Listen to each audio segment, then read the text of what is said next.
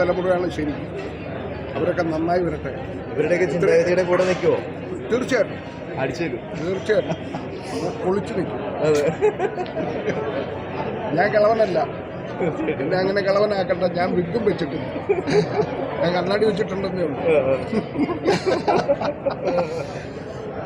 യുവതലമുറ വരാൻ കാരണം എന്തായിരിക്കും? സിനിമയിലേക്ക് വരണം എന്ന് പറയാൻ കാരണം അല്ല, യുവതലമുറ വേണം. അല്ല, ഈ സൂപ്പർ സ്റ്റാർ പദവി അല്ല, അങ്ങനെ അത് നിങ്ങൾ ദുർവ്യാഖ്യാനം ചെയ്യല്ലേ. ഞാൻ അങ്ങനെ ഉദ്ദേശിച്ചല്ല. അവർ ചെറുപ്പം സൂക്ഷിക്കുന്നുണ്ട്, അതുകൊണ്ടാണ് അവരിപ്പോഴും നിൽക്കുന്നത്. ഞാനോ നിങ്ങളോ കൊണ്ട് കൊടുത്ത ഒരു സിംഹാസനത്തിലല്ല അവർ സൂപ്പർ സ്റ്റാറായിട്ടിരിക്കുന്നത്, അവരുടെ പ്രതിഭ കൊണ്ടാണ്. അതുപോലെ ഈ പ്രതിഭകൾ ഉണ്ടായി വരട്ടെ. എല്ലാ കാലത്തും പുതുതലമുറ മുന്നോട്ട് വരണം എന്ന് തന്നെയാണ് പറയുന്നത്. ഞാനും പുതുതലമുറയുടെ കൂടെ അഭിനയിക്കുന്ന ആളാണ്.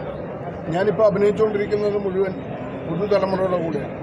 അവരുടെ പെർഫോമൻസ് കാണുമ്പോൾ എന്നെ പലപ്പോഴും അത്ഭുതപ്പെടുത്തിയിട്ടുണ്ട്. ഇപ്പോൾ തന്നെ ഈ സിനിമ കണ്ടു കഴിഞ്ഞപ്പോൾ അതിനകത്ത് അഭിനയിച്ച കുട്ടികൾ, ആമിന, അത് നിന്റെ പേരാണ്, ആദിത്യ, എല്ലാവരും. ജാഫർ ഇടുക്കിക്ക് എന്തൊരു പെർഫോമൻസാണ്. ഇത് ജാഫർ ഇടുക്കി കളവനാണ്, അല്ലല്ലോ? അല്ലല്ല.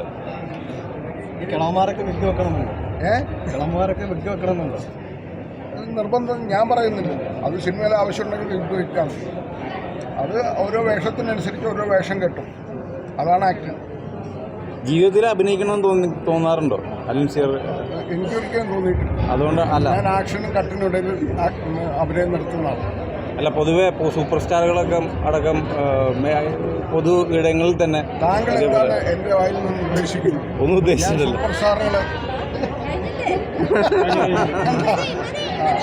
ശരി, താങ്ക് യു.